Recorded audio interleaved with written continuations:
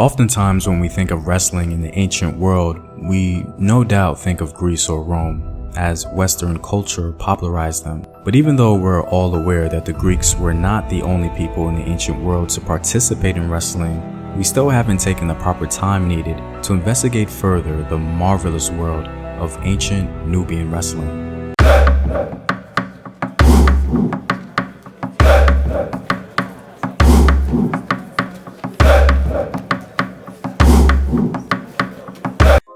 What up, African world? It's Home Team here, and welcome back to another video of African history, culture, and worldview. By supporting this channel on Patreon, you're helping in the creation of these videos and supporting this content. If you'd like access to full courses and sources, or you simply want to show your support, you may do so by clicking the Patreon link in the description box below. Unfortunately, we don't know much about the origins of ancient Nubian wrestling, so this video will attempt to take all the information we know about the topic and show how it parallels with modern wrestling in Sudan today. To begin, the art of wrestling in the Nile Valley has been documented on the walls of Egypt far before Greece and Rome came to the world stage in any significant way. The most popular athletic contest in the ancient world seems to have been wrestling, as it was constantly depicted and shown with such detail. Wrestling from an African perspective was a sport of kings, if you will, meaning that Nile Valley rulers took the time to observe it, and wrestling contests were apparently done in their honor and also done to symbolize the strength of the nation. According to Scott Carroll, wrestling in ancient Nubia enjoyed a prominence that preceded Homer's wrestling accounts in ancient Greece. But before we can talk more specifically about Nubia, we have to speak about wrestling in Egypt, because it was the Egyptians that documented the long tradition of the sport on their walls. Judging by how often depictions of wrestling appears in Egyptian art, we can assume it was very popular. The first time we witnessed the sport of wrestling in Egypt is during the Old Kingdom around 2300 BC. A host of scenes can be observed from the tomb of Ptahhotep, and interestingly enough, some scenes show foreigners competing with Egyptians. Nubian wrestlers in Egypt appear frequently, hinting at a long tradition of interaction and exchange. Nubian wrestlers appear at least 5 times in Egyptian art, at least from what has been collected. Now, the existence of Nubians wrestling in Egypt hints at a social political dynamic that cannot be ignored, but we'll get into that point a little later. It's important to note that the designation of ethnic origin concerning a distinction between Nubians, Egyptians, or perhaps other Africans on Egyptian walls are mostly assumptions. In other words, scholars are largely relying on phenotype to determine origin, as there is no moniker describing where these individuals actually came from. In fact, some have theorized that the so-called Nubians present on Egyptian wall paintings and carvings were probably born in Egypt. So let's keep that in mind.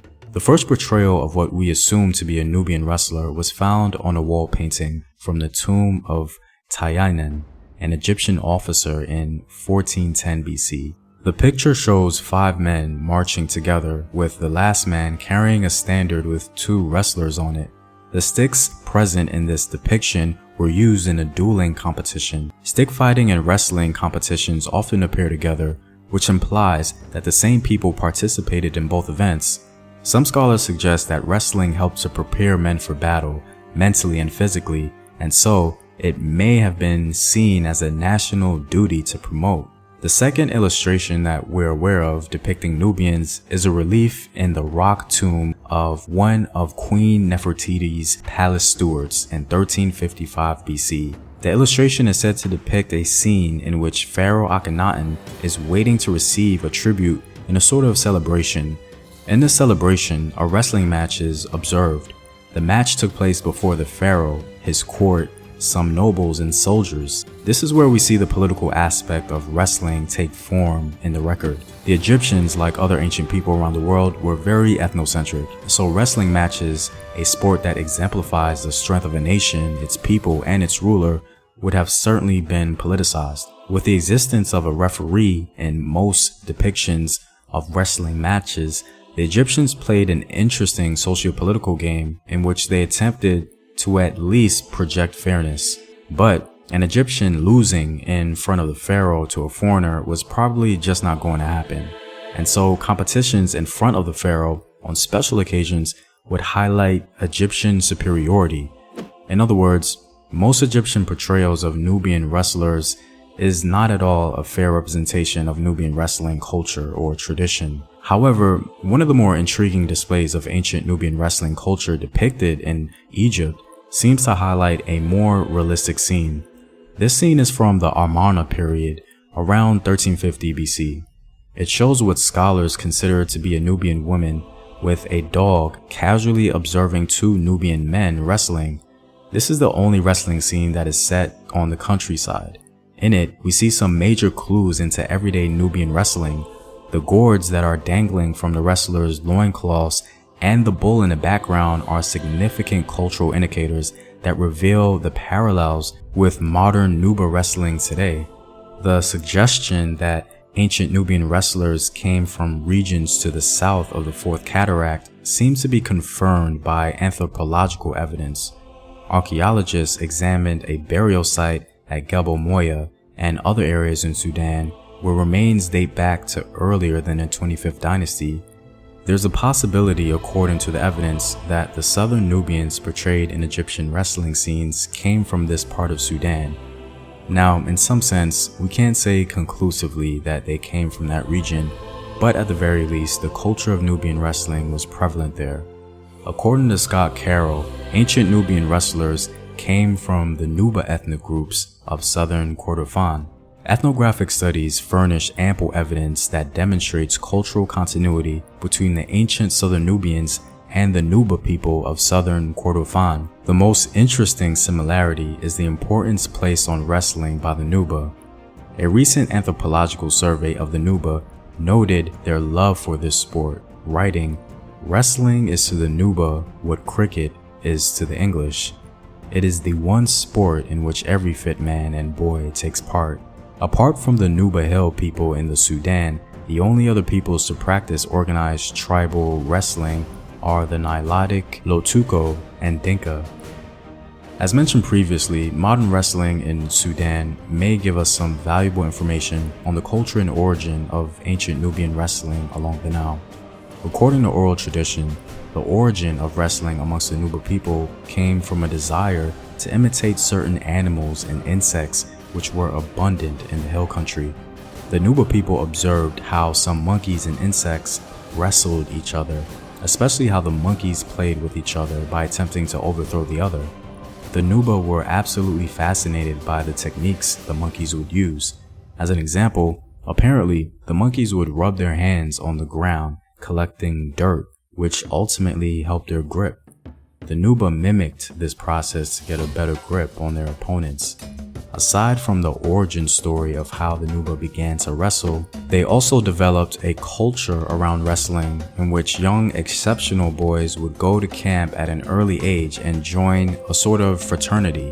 By doing this, boys are initiated into manhood. Interestingly enough, the Nuba believe that sexual intercourse weakens the wrestler, and so they refrain from it in preparation for competition.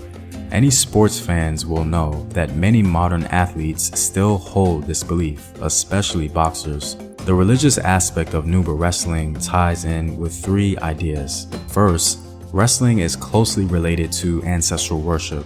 Second, wrestling is closely connected with fertility rites. And finally, wrestling is the channel through which the participants dramatize their beliefs. These distinct traditions amongst the Nuba provide some insight at the very least to the ancient culture of that particular region. Even though it may not reflect ancient Nubian culture as a whole, the potential does exist. As an example, the gourds found hanging from the waist of one of the wrestlers on Egyptian wall reliefs can certainly be observed amongst the Nuba today. The purpose of these gourds are to signify the loser.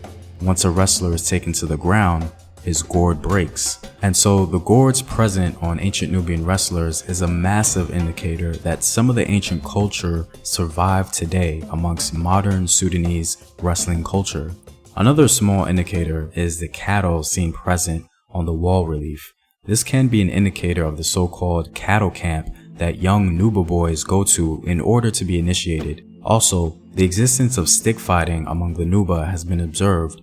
Now, there is cultural continuity along the Nile and even further south, so this wrestling and stick fighting tradition can be observed amongst other groups of Africans within the continent, so let's remember to keep that in mind. Ultimately, reading between the lines of history at times can be difficult, but I think allowing for common sense to hold weight in our analysis can certainly help in our overall understanding.